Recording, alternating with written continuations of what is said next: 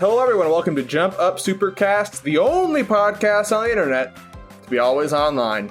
I'm rolling joining me this week, Brandon. Get your game on, you gotta play your cards right. And Mina. Why are we referencing Yu-Gi-Oh! GX, the year of our Lord 2021? Because it's the most important show of our time. It's coming back. Okay, you sold me. You're right. The Zoomers are bringing it back. Yeah. Well, is it a Zoomer show? Who cares what? Nobody can claim Yu-Gi-Oh! GX. It's beyond generations. It's beyond generations. It's a show that will live forever. It's a show for everybody. So how's everyone's week been? We can take a leisurely stroll on this week's podcast. Just hang out, Just hang out. Just three of us, not much happened, We're just gonna chill. I think a lot happened. I think a lot of things. You think a lot of things happened? Well, let's talk about one of the things that did happen. Okay. Indie World happened. Indie World. Right? We love these. We love an Indie World. We love just a chance to see some faces you don't normally see. So, there was a lot of games. You know who hates Indie World? Who? Sony PlayStation. Why? They do. They just do. They do. Yeah. Okay. Sure. They hate it. But we don't. So we're going to talk about it. We're all going to bring two games that we remember from the presentation. Right? Okay. Sure. Brandon, you go first. You think I'm going to remember two of these crappy these indie little games? baby games? Who plays this crap? Not me. This ain't Assassin's Creed or Call of Duty. Get it out of my face. But no, I do like indie games. Sure thing. Despite nice save. You nailed it. What do I look like? A PlayStationer? Oh my god. You're unleashing the beast. Oh man. Alright. Two games that I like from this thing, though. I will say Ollie Ollie World. Really cool. Uh-huh. Yeah. It's Ollie Ollie World. Tell me what's going on with it. World. It's like a platformer, right? It's like made by the same people who made Ollie Ollie and Ollie Ollie 2. And this looks a little bit different. Different art style. Sure. But looks more platformer focus, I guess. Sure.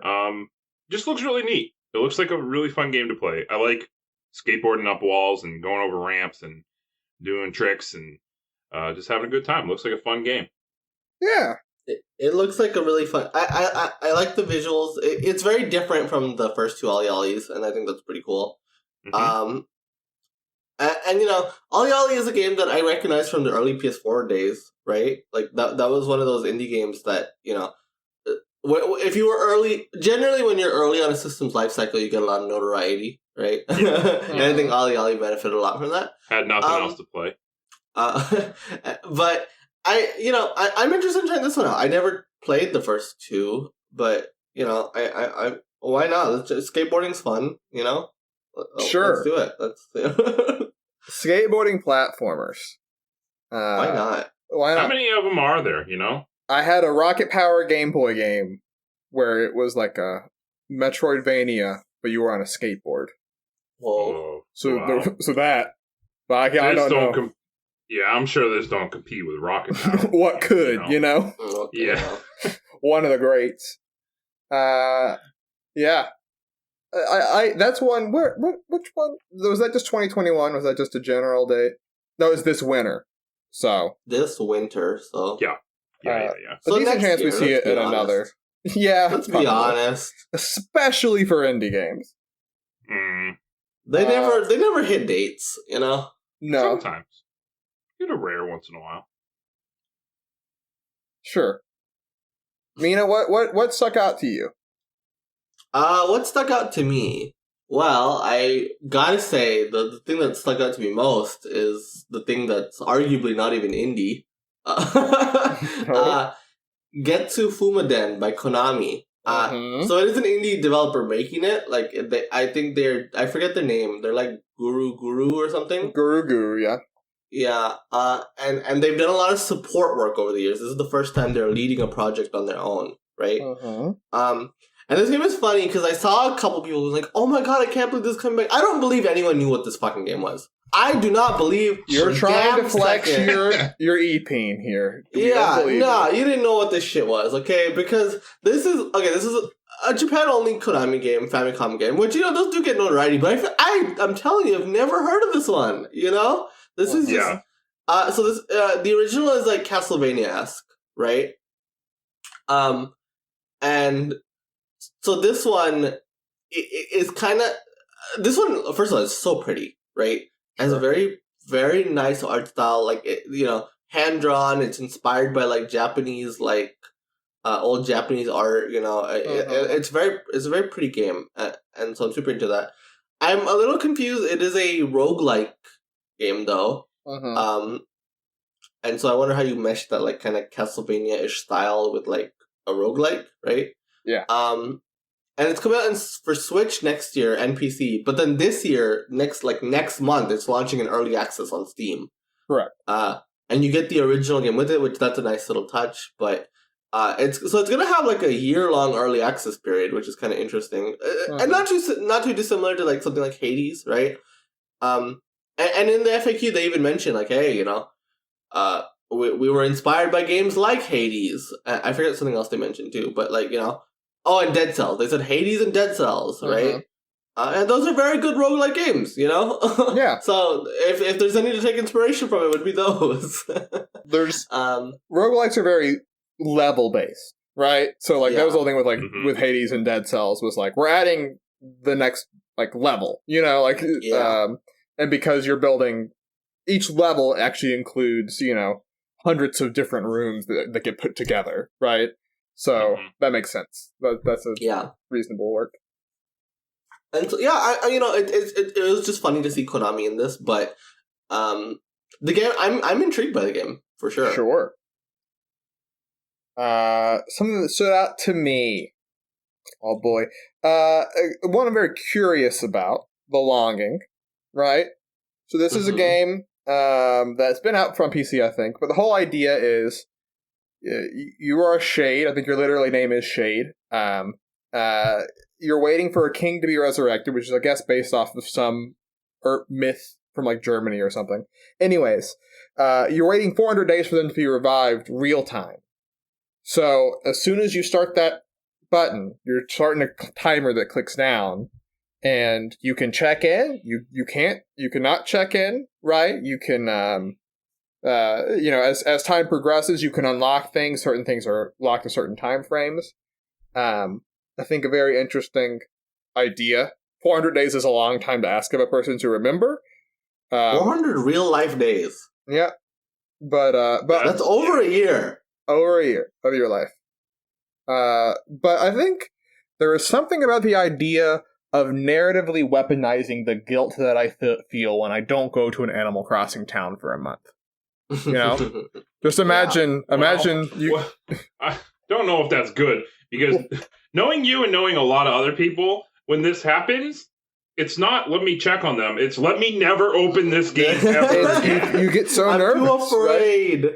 But imagine that you do that and like your actual town is destroyed. Like you actually failed. I think that's like, who knows? Yeah, people will never turn this game back on knowing that's a possibility. Well, no, I think with this game, because it is like the whole, like, this is the gimmick of this game, right? Like, depending on how much you played in those 400 real life days, you check up on that 400th day and something different happens, right? Yeah. And they promise you get an ending no matter what, right? No matter how much you do. But what a fascinating concept. Like, this is something like, I've never seen anything like this, I love stuff like that. Yeah. Definitely unique. Definitely something you could not get from anything that was not an indie, No, for sure. Yeah. I can't wait to see the entries on this game on How Long to Beat. A speedrun is just sleeping your life away.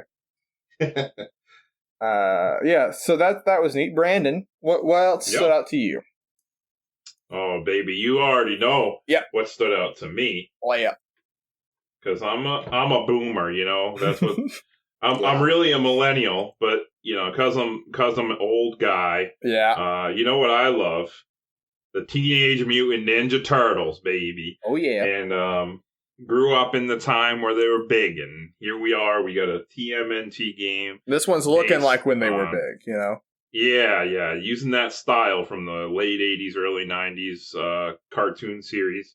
TMNT Shredder's Revenge. Is that what it's called? Yeah. Yes. Yeah. Very generic kind of subtitle, but it's fine. It fits. Gets the job done. Yeah. You know what it is. Mm-hmm. And you know what it is. It looks like that, you know, the first TMNT beat 'em up in arcades, and also, you know, Turtles in Time. It's got that same style as those two games, sure. Konami beat 'em ups, and that's, you know, when you think of TMNT video game, that's what people want usually. You know, that's what they love when it comes to TMNT games. So I think this looks really good. It's made by the same people who made Streets of Rage 4, right? Mm-hmm. Yep. So that game was a great throwback to the, you know, to that classic beat 'em up, and so it's in good hands. It's got the same team, same guy making the music and everything, and it just looks real good. I'm excited for it. I love the aesthetic. Really reminds me of the Game Boy Advance, and GBA sprite work is like some of the best sprite work ever. Right, really cool. Yeah, I really love that kind of like, I don't know if it's intentionally harkening back to the GBA, but it like definitely feels that way, right? And so I'm super into the visuals. I don't care for Turtles much, but this game looks good. I want to play it. You know, which turtle are you gonna pick? Raphael. Always pick Raph. He's my favorite because he's just the angry, cool, badass one. That's the one I thought was really cool when I was a kid. So, always pick him. Although, he usually is the hardest to play as, because he has the shortest range. Shortest not range. Much range. Yeah, but still, he's always the coolest to me, so I always pick Raph. What about you, Mina? You playing as? Okay, me first. You know, I'm kind of split between Donatello and Leo. I think Donatello, actually. Yeah, I think Donatello. I like his what do you call it? His what is his weapon called? Yeah, I'm really into that. That's a fun weapon to use, you know. Yeah. So Donatello. I was split between Mikey and Donnie. So Mikey, clearly, I guess, right? That was what I was hoping you would help me make my decision. I guess that leaves Ills to be our Leo. Our Leo. Yeah. In real life, Leo is Wrath. I mean, Ills is Wrath. Easy. But yeah. You know, in the game, you could be whoever you want to be. That's the beauty of video games. Yeah. And maybe you can be, maybe they'll throw in a little bit of Splinter, you know? Maybe you could be Splinter or Casey Jones or something. That'd be cool. You know, I love to play as non-Ninja Turtles in a Ninja Turtle game. Just a fun supporting cast. I could see them throwing in some bonus characters in this game. They did it with Streets of Rage. Like, they had, like, you could play, like, a shit ton. Yeah, had a shit ton. But every version of every playable character. Yeah, exactly. It was really cool. So I wouldn't be surprised if they did that for this game. Which I guess also, not a huge deal, but they also announced Streets of Rage DLC this week too. So like that game's also getting support, so that's cool. That game did really, really well for them, so I'm not surprised to see it. That game is hard as fuck, by the way. If you try to beat that game by yourself, that game is so fucking hard. I got stuck at the last level. I can't beat it. I need to ask somebody to help. I got like halfway through, and I meant to go back, and I never did. Are you playing on Xbox? Because I need help. Sure. I cannot beat the last fucking level of that game. Too hard. It's very hard by yourself. Mina, what's up for you? I'm next again. So I would say the other game that stood out to me was The Big Closer. Sure. Oxenfree 2. So, you know, Oxenfree, I never played, but now this announcement made me like, you know, maybe I should go back and play that. Because that's a game that has super positive reviews, right? Very, very good critical reception. And not a game I ever expected to see a sequel of, though. I'm kind of surprised that this is a franchise now. You know? Yeah. That's cool. And it seems to be a direct sequel, right? It's set 5 years later or whatever. So that, you know, I am very intrigued by this. It looks very cool. I think it's a good closing game. Of the games they had, I think that it makes sense as like the closing game, right? Yeah, why not? Oxenfree 2. I think clearly Nintendo sees this as the biggest announcement of the show, right? Sure. Yeah. And so that alone, when something's a one last thing, it just automatically gets your attention. Yeah. The messaging is clear. Take this seriously. Yeah. Yeah. And Oxenfree is a big name in terms of indie games, at least. It's just it's a game I've always heard about. I never actually tried to play it. I've never played it, but I've heard such good things about it. Yeah. So, Help me out. Tell me if you can cast your mind back to when that game was coming out. Was that a PSX showcase game? I'm trying to think of where it got stage show. I wouldn't be surprised because early PS4 loved indies. They don't love, as we've established, no longer. Back when they used to love indies. Back when they had soul. Yeah. Oh man. We're not done after last week. I guess. No, the Pandora's box has been opened. You cannot close it back. Mask is full off now. Now you know where we stand. This is where I wish we had a webcam to see the wild discomfort I'm displaying. My game. I was split, but I'm gonna do the one that was just in a little thing. Skull the Hero Slayer. Oh yeah, because this one I can vouch for because I picked it up not by accident. I intentionally purchased it, but I didn't know it was going to be here like a week or so ago on Steam. Oh, cool. Yeah, really, really nice pixel art. I used to look at games now and I think, man, we got so good at pixel art. Very pleasant music. Nice. But the thing I really like is you're playing as a little skeleton man, Skull. And it's the whole idea is, you're fighting against the heroes, as the name might imply. But because you're a skeleton man, you can pop your head off and put new skulls on. And with that comes whole new movesets, right? And I think the thing that's really neat and interchanges is that because you can swap back and forth, instead of just having one moveset or one build throughout the thing, you sort of have to be juggling two different things at the same time. Right? So, you can have something as simple as a close-up and a range one, right? Or you can, one of these has a better dash. So, it's better to close distance than you swap to when you're up close, right? So there's a nice depth to the combat, but you don't have to do it. You can just manage all by yourself if you wanted. So it's a cool game. Worth checking out. It's coming to Switch this summer. It's a game that has, really, very positive reviews on Steam. Yeah. And it has a lot of them, too. So it got a lot of traction on Steam. And so, I think this goes to show, I think how savvy Nintendo has been with their indie strategy in a lot of ways, right? They will explicitly go after these games that are getting a lot of traction. So another thing that I like to point out a lot of times is, a couple of years back, they got Into the Breach, literally months after that thing was on PC. Not very long at all.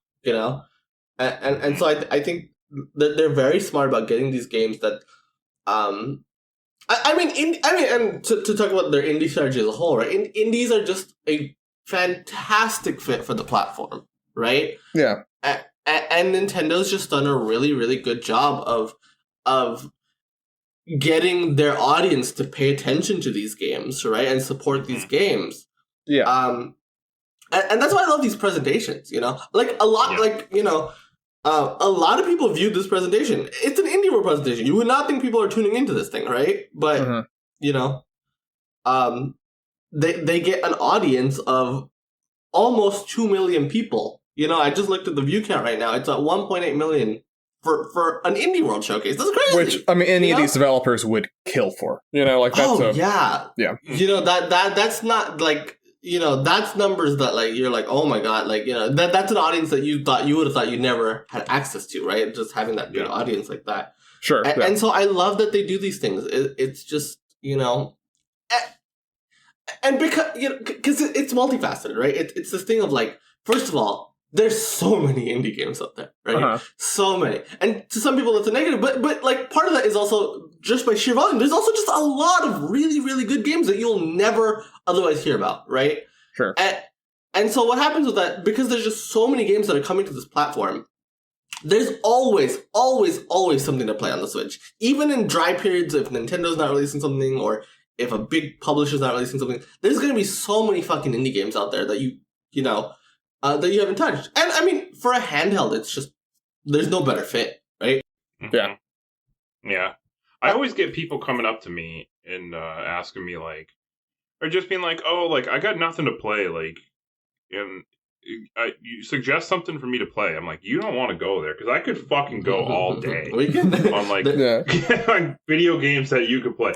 I'm like, because so many people on a Switch are like, well, I got a Switch. I need, like, a new game to play on my Switch. I'm like, sit down. Let me tell you something right now, you know?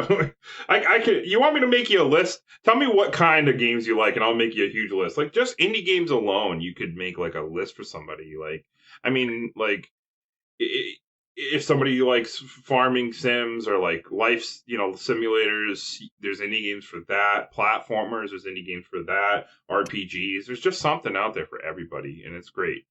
Yeah. I think that's part of the thing, is that there was a while where indies had, like, a certain mold, right? I feel like that mold has really been thrown out the window, right? Like, you look at a game like Aztec, which was also in the showcase, that does not look like an indie game as you envisioned it at the start of the PS4 generation, right? Yeah, it used to be just like 8-bit, like retro platformers, stuff, right? That's what you would think. Yeah. It's really evolved. Yeah. So Indie World, always good.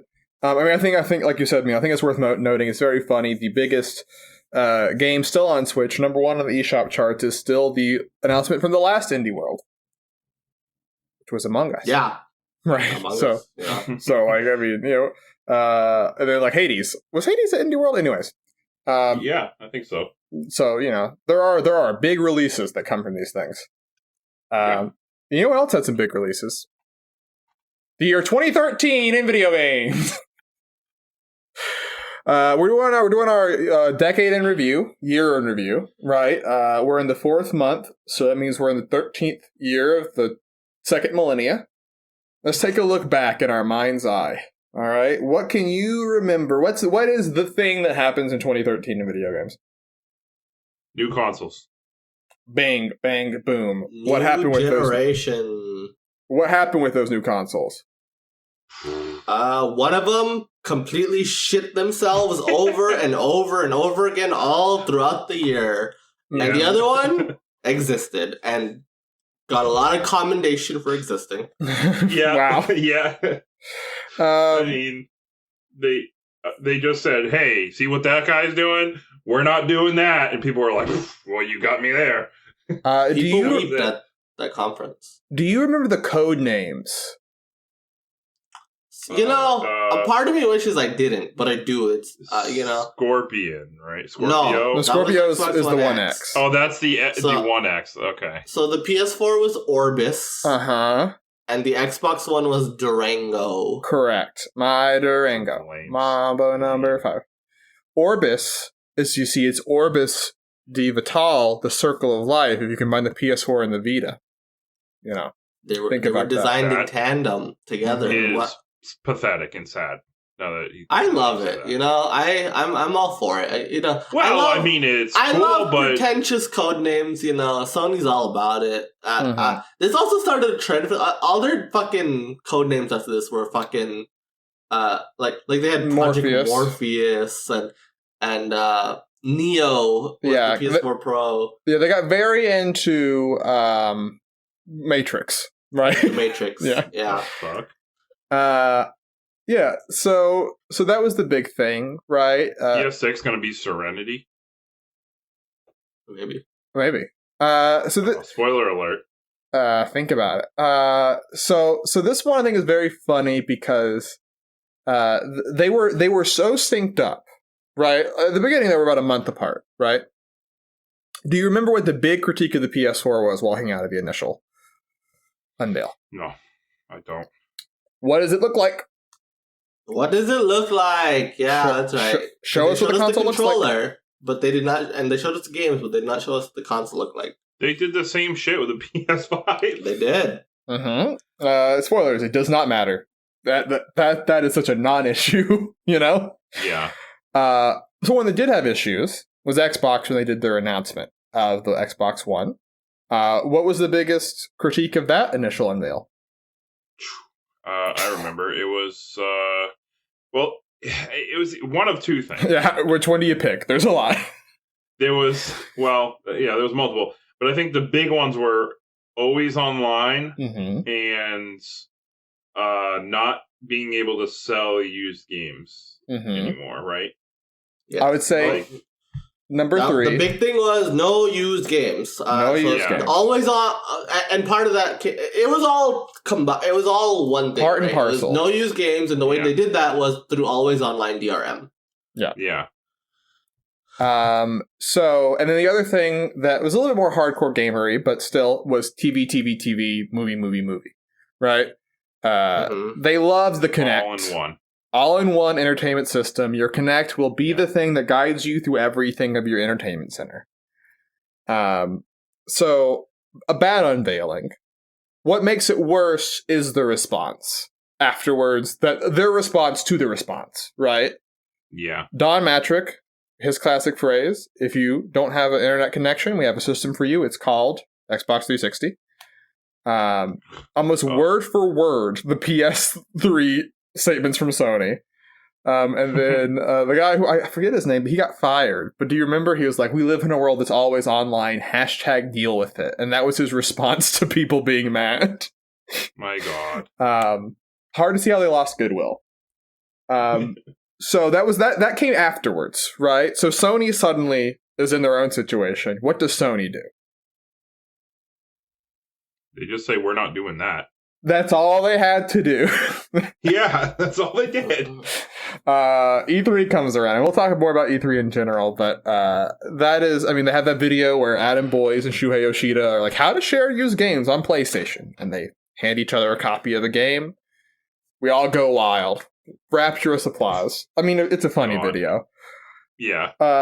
And then Jack Tretton pulls the heist of the century at that E3 when he to just people are on their feet weeping as he says, it's $100 cheaper. That was the thing. Xbox went first, right? They were $100 cheaper. There's no restrictions on used games. All this other stuff, right? Also, you have to pay for PlayStation Plus. But how about it, gamers? And just no one noticed. No one caught that bad news. Nobody cared. It was beautifully done if you were putting a show together. But hilarious. And I think that's worth noting, because I was going back and looking at articles. And up until E3, there was still uncertainty from Sony that we had about whether or not they would have similar policies to Microsoft. They just didn't confirm one way or the other. Which feels crazy to do, right? You think they were just waiting for that moment to be like, to try to like hit the KO punch or something, you know? People, well, it's funny because it's hard to say from reporters, right? Back then, it seemed that genuinely they were unsure for a while. But I think the Xbox announcement made them go, this is the I think they saw the reception to it online, which is funny because the thing that people don't remember, and I don't want to like use this, Sony's just bad. No, Sony did the right thing, and that's good on them, right? And but it is funny if you go back 2 years prior, Sony was one of the publishers leading the charge against used games. They had their little online pass. So if you bought a used game and it had online, you'd have to pay $10 on the PSN store to get access to online. So that way they could still get a cut of the sale. Yeah, EA was doing that shit too. Yeah, I remember that. They would put a code in there when you buy the game new. You had to use that code to like play that game online. So that if you bought it used, you'd have to pay to play that game online. It was because you couldn't reuse the code unless the person who originally bought it never played it and never used the code. But yeah, I remember EA doing that too because it was always in Madden because I was playing Madden at the time and I was like, what the hell? This is stupid. Yeah. Just a lot. Because I think it's very funny. Like, you know, this once again we always say it's always try this point, corporations aren't your friends, right? But I think it's very funny to sort of see. I feel like if 2014 versus 2021, if the same cycle had happened, right? I feel like Microsoft would get a lot more. It would still get the same amount of heat, but I don't know if Sony would get the same amount of plaudits. You know, I feel like there was very much a that time and place vibe to it. Because there was, I mean, on the opposite side of gamer age, a thing that I think is notable and is seeding the thing for a thing we're going to talk about in May, probably. Anita Sarkeesian resurrected the feminist frequency videos on video games, and we'll talk about the reaction to that. Oh my god, did Gamergate shit start this year? The seeds for Gamergate are sown in this year. Sure. Yeah, okay. Oh my god, So gamer rage can go in many different directions. Yeah, and this was the height of fucking there was a lot of hullabaloo about consumer being pro-consumer and for the gamers, and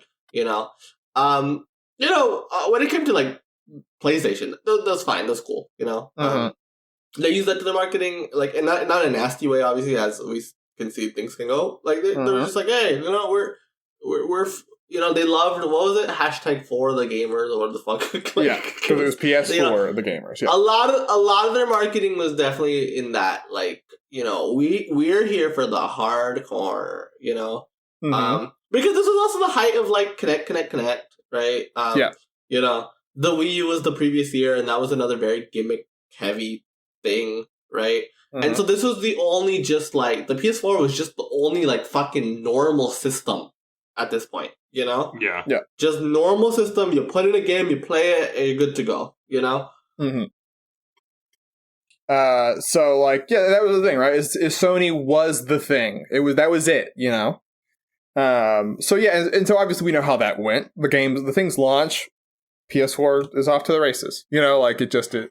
That's how you lose your market leadership role. Just that easy, folks. Yeah. We always do this. What's the biggest game that came out this year?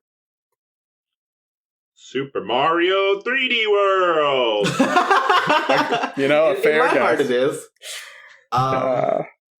Legend of Zelda. A Link Between Worlds. Biggest game. What are we talking about? In sales? Both actually. Okay, because Grand Theft Auto 5, baby. Oh yeah, Grand Theft Auto 5. I was gonna say Call of Duty. Yeah, Call of Duty. It's the 1 year. Series. But when a Rockstar game comes out, that's the only time it's not true. Yeah. The biggest video game ever made. The second best selling video game of all time. I do have a problem when people call this the best selling of all time, because it's not true. Sure. That's Minecraft. Okay? Minecraft. That's Minecraft. Give credit where credit's due. But this is number 2, and that's very impressive. Among the highest grossing video games ever made. Maybe the highest grossing. It's hard to say. It probably is the highest grossing video game ever made. It sold like upwards of like 140 million. I don't even know what it's at anymore. Shark cards are a racket. The fucking GTA Online did so much. I mean, this was a big tentpole release. Funny because it came at the tail end of that generation, right? Very rat's ass of it, yeah. But that ended up working out really well because they sold like 30 million copies in like a day, right? On the PS3 and 360. It was like when it came out, it was like the highest grossing launch of an entertainment product ever. And you'll never guess what broke its record. Red Dead Redemption 2. No kidding. No kidding. But so, releasing at the tail end of the generation for Grand Theft Auto made a lot of sense, because Grand Theft Auto is a game, despite it being like a quote-unquote core, the distinction between core and casual is meaningless, right? Grand Theft Auto is one of the most mainstream video games out there, right? And so releasing at the tail end of the life cycle when these install bases are massive worked out really well for them, especially because then they also just got to repackage it for next gen and PC a year later, Yeah. The timing was just perfect for GTA 5. Yeah. It was wild because the only way I have ever played GTA 5 was that generation. I never played the last gen. Yeah, the Xbox One and PS4 version. And it's crazy because I got it on Xbox 360. That game had its own fucking install disc. It came with 2 different discs. Yeah. I had to wipe my fucking hard drive on my 360. It's huge. To play this game. It still took 10 minutes to load when you started. Yeah. Yeah. Crazy. But that stuff did not matter, right? It's also No. I think probably the only time this is going to happen, the only time that the best reviewed game is also the best selling game. It has a 97 on Metacritic for the PS3 version. And then, can you guess what were the other top 5? Metacritic? 2013? Yeah. So you said GTA 5, right? GTA 5, yeah. Super Mario 3D World. 3D World is there. I'm going to take out Metal Gear Solid. The Legacy Collection is technically number 4. I'm going to throw that one out. Yeah, Flower, okay. the PS4 port, big... also throwing that one out. So, okay, Mario 3D World was obviously... I mean, it's funny because, this game is... It was a Wii U game, but it's still one of the best review games of the year, right? Mm-hmm. Power of Mario, baby. But Last of Us is the other, I would say, really big release of this. It's number 3, though, actually, at the time of release. Whoa. Legend of Zelda: A Link Between Worlds. No, that one's number 8. Bullshit. Late. Damn, what the fuck reviewed better than the Last of Us? The attitude on this game was so high and turned pretty fast. Oh my god, Bioshock Infinite. Bioshock Infinite. At the time was higher reviewed than Last of Us. Do not remember existing. Yeah. So this game got a big backlash, I would say, right? It reviewed super well, clearly second best reviewed game of the year, damn, right?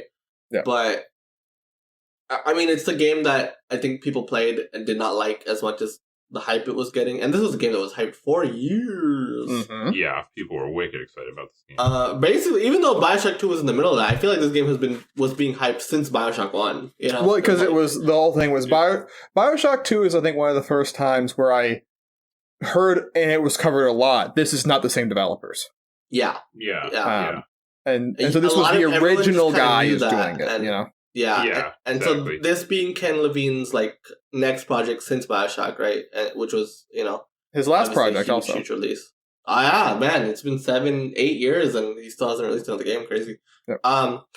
But, this was a very hyped release and it disappointed a lot of people. And so it's funny that it reviewed so well, though. But I would say definitely in terms of impact, even though it is the second best reviewed game of the year, in terms of impact, it's really low, right? Yeah. And I would say The Last of Us is obviously the big one, right? That's the one that's okay. I mean, we talked about it all last week, but this kind of really, this was a fucking milestone for Sony. This is such an important part of their history now that they almost shaped their entire first party apparatus around this game, right? I mean, and was a huge feather in the cap, right? That was the other thing too they did at E3. Was they didn't just have all that PS4 news, they were less than a month out from Last of Us. Yeah. And they're like, typically, and I think he straight up said, typically in the later part of a console, you see the games get worse, but we just put our best game out ever. Right? It was right. And I think that's part of what helped the PS4 get hyped so big because, I think Sony, you look at the later PS3 years, right? And they did a remarkable job of not only recovering their reputation that really tanked early PS3, right? But making it higher than ever. I mean, and I think The Last of Us, Uncharted 2, I would say started this, but The Last of Us really cemented this. This is when people started to notice, PlayStation, especially compared to Xbox, just has the exclusives. If you look at these two very similar systems, right? And what's the differentiator? And I think a lot of people started to notice with The Last of Us, oh man, Sony just has games that I have to play, which wasn't the case for Xbox around this time, especially. Well, right? Not at that time. I mean, because at the beginning of 360, they had... Oh, sure. No, yeah. But you have to admit, by this point in the generation, Microsoft's first party was embarrassing. It was Kinect. Right? Yeah. It just was. That's just a fact, it was a huge contrast from the beginning where they had games like fucking Gears of War, right?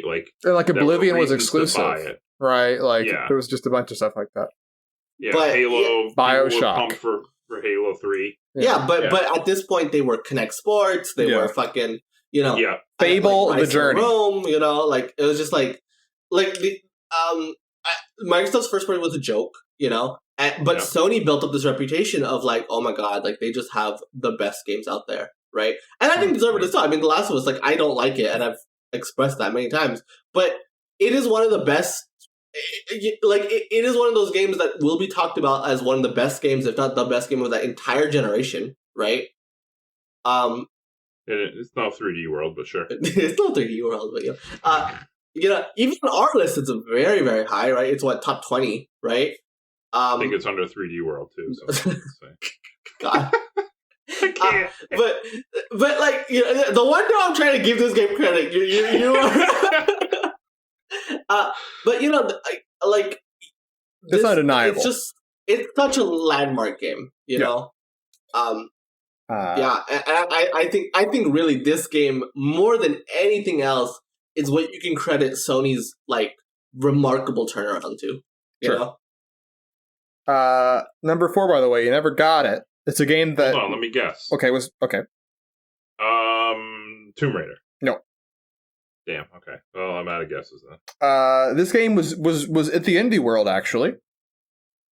Oh, was it this Indie World? Fez? It was Fez.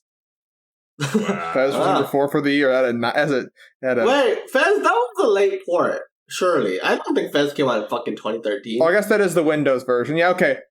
Get that one out of there. It says, hey, you know what? You know what system has the most exclusives? It's the Wii U. Yeah, Wii U. Pikmin 3. Nope. No, what would it be? Oh, actually, no, this isn't an exclusive because the Wii U did so bad. Rayman Legends. Number 5. Yeah. Oh, that was not an exclusive. I bought it on the 360. Very explicitly made a big deal out of it not being exclusive. Ubisoft at the beginning of the year was like, hey, this game is coming out in 2 weeks. No, it's not. It's coming out in 6 months, and we're putting it on every platform. What a fucking kick in the nuts at the time. Like, cool. I have nothing to play in my fucking Wii U. Yeah. I don't think I played anything on that thing until November when fucking Mario came out, you know? Uh-huh. What a year. So I think this is notable. I think there's some other things that put you in the sphere of the mood, right? This is the last year where Spike put on Video Game Awards. VGA. Oh, the VGXs. Was this the VGX? Yeah. Yeah, Joel McHale.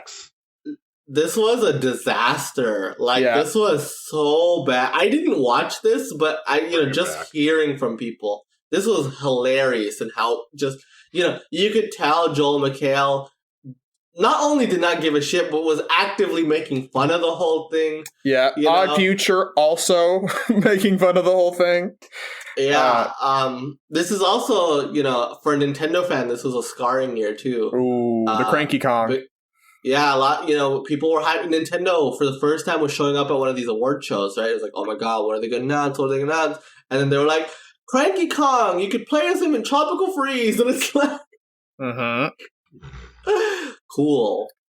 There's also... By the way, we should mention, speaking of E3, this was the year Nintendo dropped the live press conference. Yeah. Oh, yeah? Much was said. Well, the game's press at the time. They were very a lot was said. A lot of fucking people being like, they're giving up. This is a sign that they don't give a shit anymore. They're going third party. They're going third. Yeah, this is it. This is gonna be the start of their downfall. In hindsight, now we can say, hey, the digital format actually just makes a lot more sense for an audience. Very or not. Yeah. But admittedly, this year they started with that, and they stumbled out of the gate. I really liked the games that they showed off at C3, right? But the stream was marred by technical difficulties. A lot of the games had mediocre trailers, the 3D pacing World of it, the whole thing was really weird, Yeah, 3D World is a great example. That game ended up great, but that first trailer was a dumpster fire. Yeah. Yeah. So that one was weird. Also happened this year, the Ouya finally released. So. Yeah, that happened. Yeah. People are, The future of gaming. The future of gaming. The dozens of people who played that are really feeling reminiscent. They're thinking back. Also happened this year, arguably the best thing that ever happened to the Smash community. They were going to be at EVO. Nintendo pulled them down. And that gave them more notoriety than you've ever heard. So, And then LucasArts also died this year. This was when Disney made that decision. We're making partnerships. Aren't they back though now? They're now back. So did not last. So good. And then I think this is a very funny just note of history. This was noted as one of the biggest stories of the year. J.J. Abrams and Valve are going to team up on a project. What? Yeah. There was an announced collaboration between Valve and J.J. Abrams. That I didn't even know this ever happened. I don't know if I've ever known that this was a thing. Yeah. And clearly, a lot came of it. So, there it is. 2013 in video games. What a weird one, huh? That's one we could keep going. Oh, no, this is actually super of note. I want to bring this up, too. This is the year PewDiePie gets #1 on YouTube. And Twitch overtakes Justin TV in popularity. No. Remember, Twitch used to be like a child site of Justin TV. And PlayStation was partnered exclusively with Ustream at launch.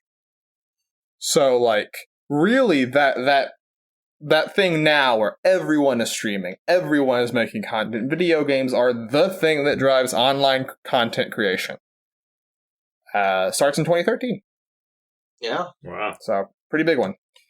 So was Twitch big at this point yet? Because like YouTube gaming obviously is still big, but like obviously I feel like Twitch has very much supplanted it as like the place to be for like video game content, right? Mm-hmm.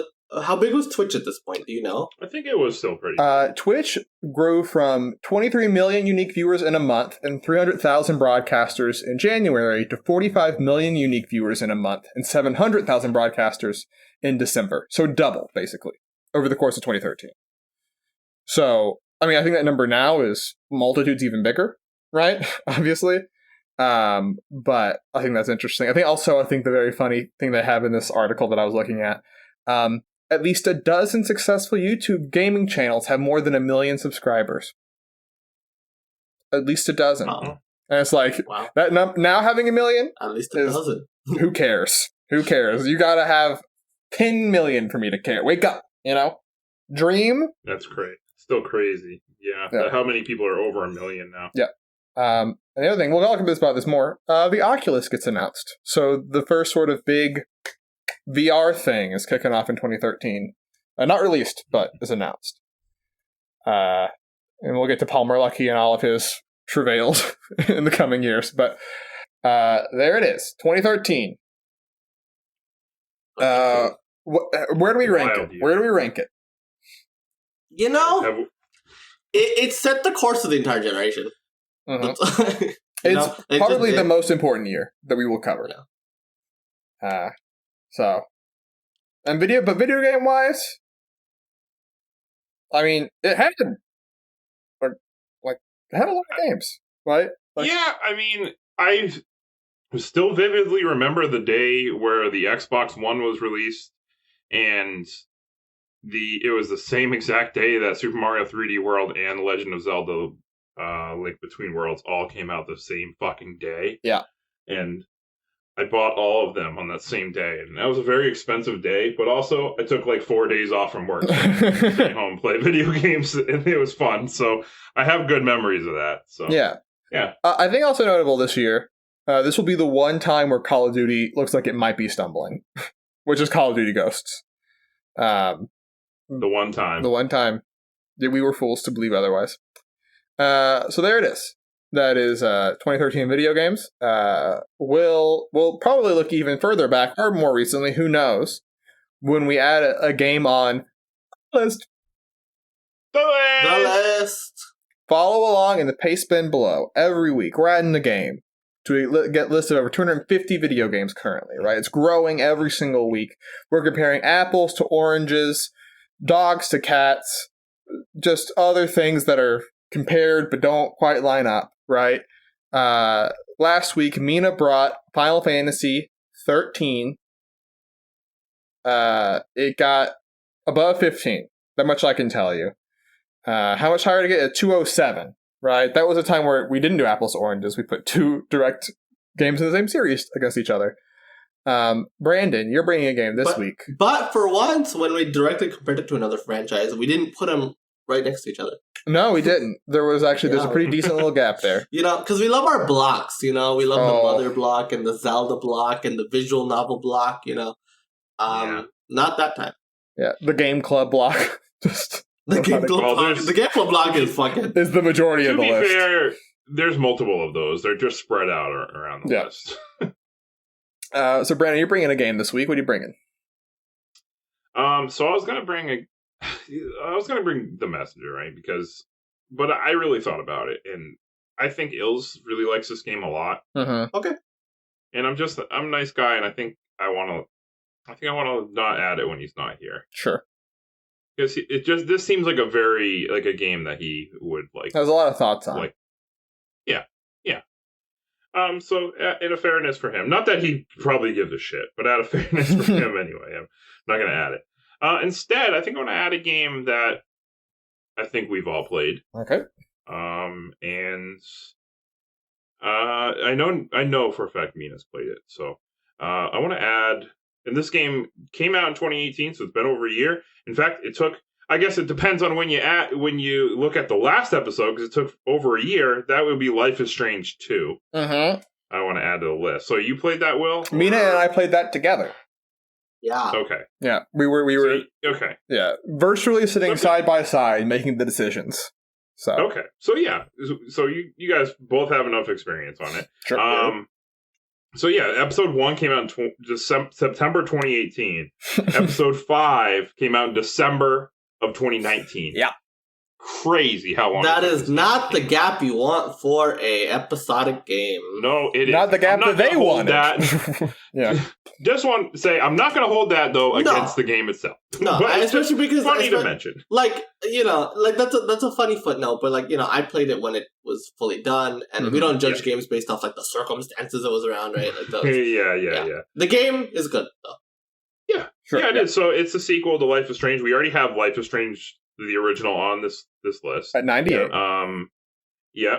So we think pretty highly of that game. And this game still developed by Don't Nod after they took, I guess not really a game off, but they had the Life is Strange Before the Storm game that came out, but that was not made by Don't Nod. That was a prequel to the first game. Yeah.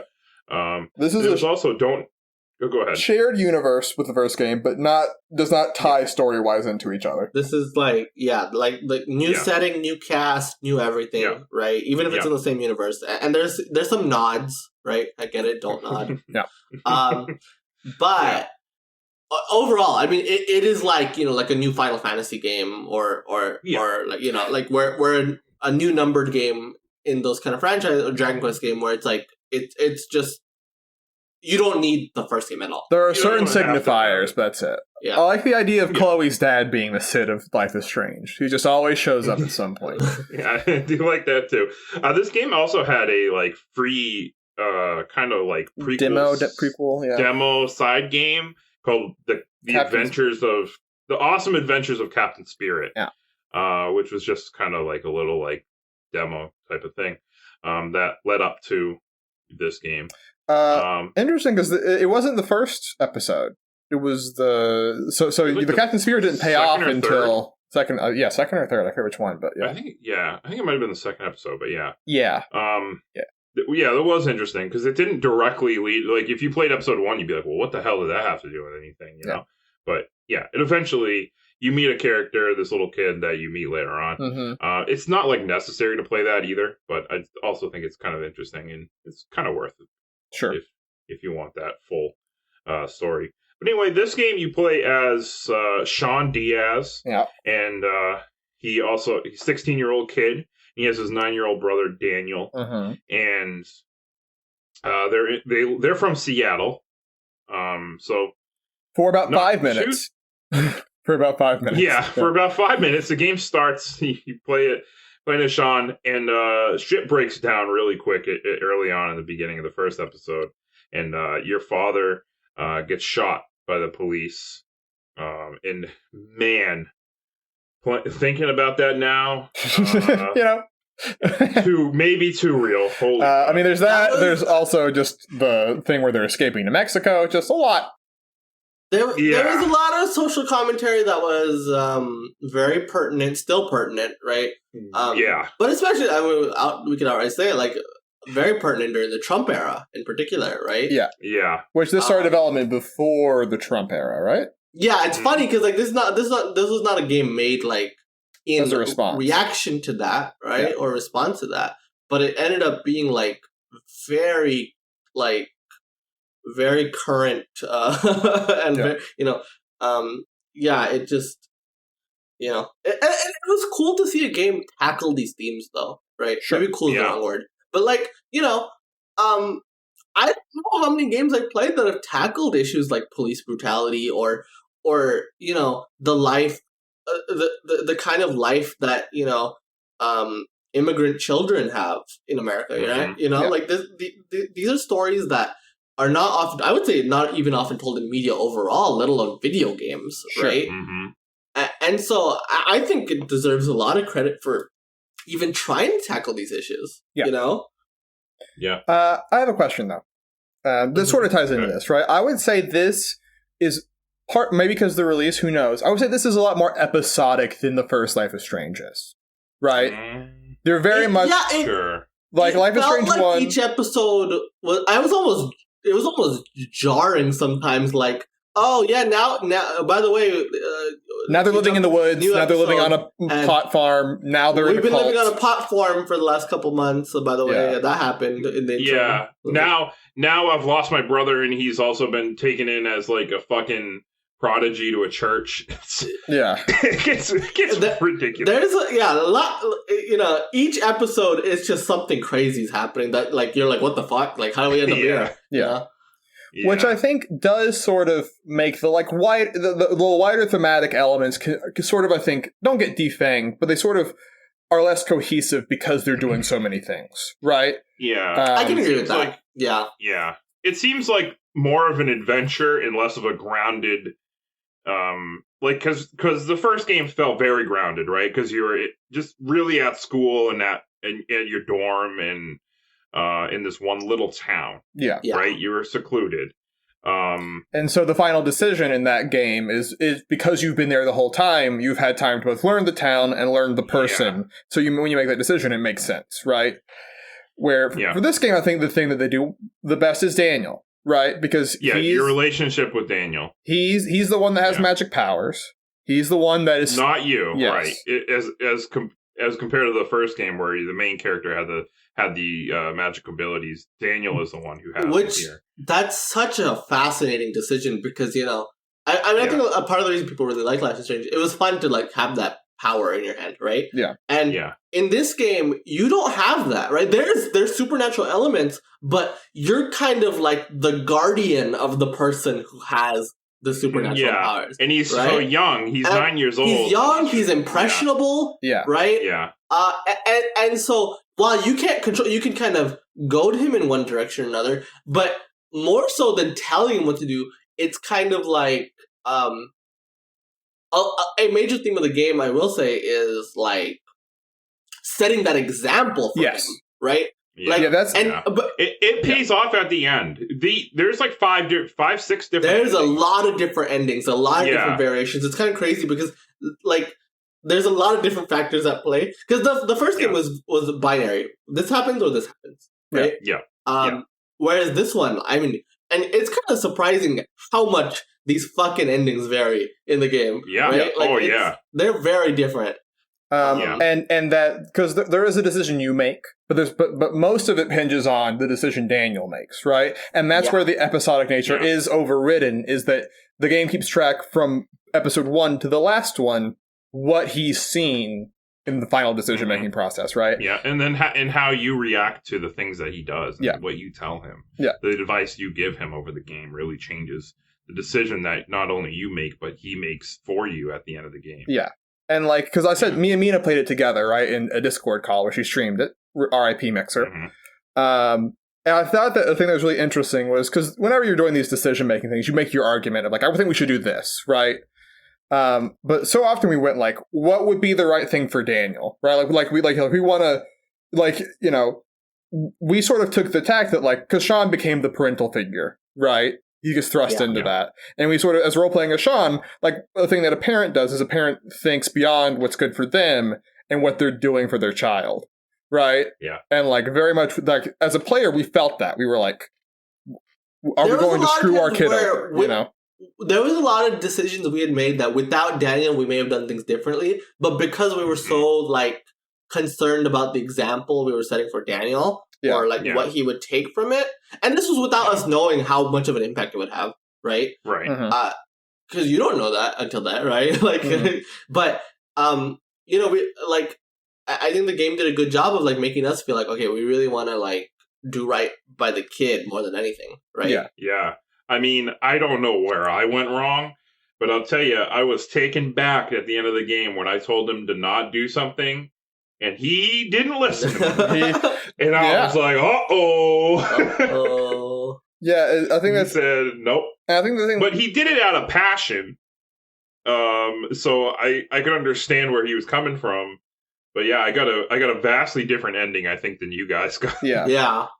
And then I think the other thing that does also allows you to do is, like, I think Life is Strange got critiqued for sort of, eventually there would be railroads, right? Mm-hmm. Because this is more episodic, like, for example, like Captain Spirit, right? His fate can drastically differ, right? Because we were playing with the person that had beat the game before, and he was like, I had no fucking clue that this could be an outcome, right? Which I think is cool. I think that means that, like, you did a good job of really creating the, maybe not the illusion of choice, like actual choice, and differing outcomes.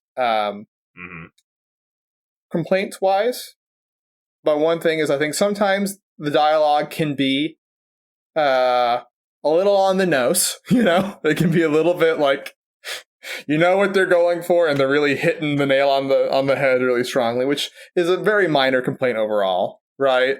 But, like, I remember in the final chapter where you're dealing with the, like, racist redneck couple, right? And it's like, you really hate those people, right? Because they're the worst, right? But it's very funny because it's sort of like, you're sort of like, all right, like, this is like, I mean, I guess maybe we're past the point of literal caricatures because there's a ton of those in real life now.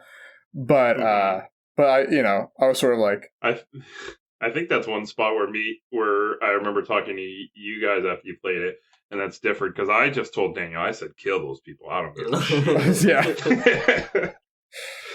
I was like, nope, you go ahead and do it, brother. I don't give a fuck. These people suck. Yeah. And, like, yeah. But, I mean, that's going to happen when you go for big swings, right? And, like, so I don't begrudge him that at all, really, in the long run. But, sure. Brandon, where do you want to put it? This is hard. This is a very good game. Sure. I like this game a lot. I don't know for me if it lived up to the expectations I had from the first game. Maybe it did. I don't think. I mean, it's weird because I think more than anything, I think when you compare it to the first game, I think what has to be said is, like, it's just a very different game. Despite being a Life is Strange game, it is a very different game, right? Mm-hmm. And so things that you may have fallen in love with about the first game, those elements are just not present. That doesn't make this a lesser game, right? But I mean, I think that's just something you just have to kind of, like, go into it being like, all right, like, this is not necessarily what I loved about Life is Strange 1, right? Yeah, sure. I mean, it's still, like, I would still recommend people to play this game too because it's got a very good story to tell. For me, this is, I mean, I got annoyed with Daniel he is a 9-year-old kid, sure. If I was in this situation, man, would I have just drawn myself fucking nuts, But also, it is his brother, so I can see how, obviously he's gonna stick with him through no matter what.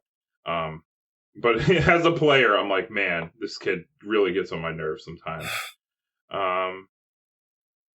And like you said, I think with it being like every chapter, just like it being a road trip from all the way from Seattle down to Mexico, that's a lot of ground to cover. And there was a lot of like just skips between chapters, like from here to here, and you're just completely in a different scenario. And sometimes it felt like I didn't get to fall in love with certain characters or areas as much as I would have been able to in the first game. Yeah. Because you just move from one spot to the next. Like, you don't really get to connect with some of them. Yeah. So I think, besides Sean and Daniel, who were great as characters. Sometimes you're making, like, life-rendering decisions for these characters, like, 20 minutes after meeting them, right? And you're like, that feels like the pacing could be a little off, but sure. Where do you want to put it? Where do I want to put it?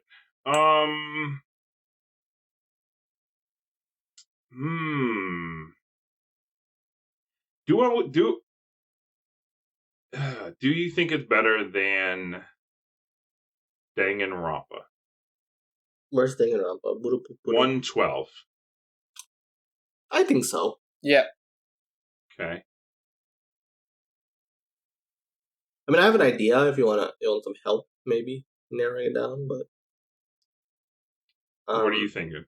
Because I was thinking of sandwiching it right in between Sword and Shield and Indivisible, 105, 106. I was going to sandwich right between Police Knots and Stardew Valley. I can't compare. Oh, I haven't played Police Knots. My brain went to Snatcher. I apologize. So that one, discard. Yeah, I like Underneath Sword and Shield. I think that's good, actually. Because I would put it above Indivisible. So I suppose I would put it above Indivisible, too. I guess my other thing is, though, is Sword and Shield just too low, right? That is something Sword and Shield is too low, but also, I mean, I played Police Knots. Police Knots is fucking awesome. And I think Ace Attorney's better. I think Phoenix. I would definitely put it below Ace Attorney. I would definitely put it below Stardew. Those Stardew's another thing that I think is too low, but yeah. But these are really good. The Police Knots was, I guess, the only question I had of whether because I just have no reference for that. Police Knots is real good. Okay. Then I'm good with below Sword and Shield. And okay. Yeah. Okay. I'm good with that too. This time we don't have ills to type it in, so we gotta do it ourselves. Oh boy. Yeah. All right. Life is Strange 2. Life is Strange 2 at 106 on the list, surrounding it at 104. Police Knots 105. Pokemon Sword and Shield 106. Life is Strange 2 107. Indivisible, and then 108. Octopath Traveler. That is the list. That is the podcast. I guess the good news is I don't have to ask who's doing plugs and who's doing the thing because there's only 2 options for both. So have at it, Brandon. Wow. But go ahead, Mina. You do the plug. Just kidding. Hey, everybody listening. I just want to say thank you so much for making it this far in the podcast. We really appreciate you sticking around and listening to the list and everything that we talk about. If you enjoyed the Jump Up Supercast, make sure you check us out on your favorite podcast listening service, whether that's SoundCloud, iTunes, or YouTube, or your favorite podcatcher. Just Google us, Jump Up Supercast, where new episodes of the Jump Up Supercast go up live every single Monday afternoon, as well as the other show we have, which is the Jump Up Supercast Game Club, hosted by yours truly. That goes up every other Thursday. And on the Game Club, we play a game for 2 weeks, and then we talk about it. That's me, Noah, and Ilse. And right now, we're playing a little game called Omori. And we're going to talk about that in not this Thursday that's coming up, but the following Thursday. So look forward to that. I'm enjoying that game. It's pretty damn cool. Give us a follow, give us a like, give us a share. Feel free to let us know what your favorite game was that came out in 2013 down in the comments below. And also tell us what your favorite indie game was from the Indie World Showcase that just happened. If you didn't like any of them, you got bad taste. I hate to tell you. What are you, Sony, PlayStation? Support us if you want. Unless you're a PlayStation fan, which again, you probably shut the fucking podcast off. But no, come on. We love PlayStation around here. We just love video games. But if you want to support the podcast, we do have a Patreon. $1 a month. You get a chance to choose one of our Game Club games every round. In fact, Omori, the game that we're playing right now, was chosen by one of our Patreon supporters. So yeah, if there's a game you really want us to play, maybe a PlayStation game to make us, show us how cool PlayStation really is, you could do that. You also support the podcast. You get to join our Patreon, or not our Patreon, but our Discord server, and you can listen to us record the episodes live. So there's a lot of good that you can get for just $1. And if you want to, you can follow us on social media, Twitter, Facebook, Instagram. Stay up to date on everything we do, whether that is when the new episodes go live or whether we're streaming at twitch.tv/JumpUpSupercast, because we will let you know there. But if you really want to know, just give us a follow on Twitch. Come hang out, watch us play video games, hit that follow button, and, you'll get the notification on your phone or whatever every time we go live. So, come hang out. It's really fun. Now, Mina, actually, before Mina takes her final phrase, I just want to say thank you guys for listening. Go play video games. Go be nice to each other. And, Mina, now you can take it away. Say whatever you want. How many fucking times have we, tried to place something on the list and be like, this is hard. At some point, it's all hard now, okay? The list is so fucking big. Okay, we need to stop saying that. It's always going to be hard. We're always comparing things that make no sense. It's just the nature of the beast, as a wise man once said.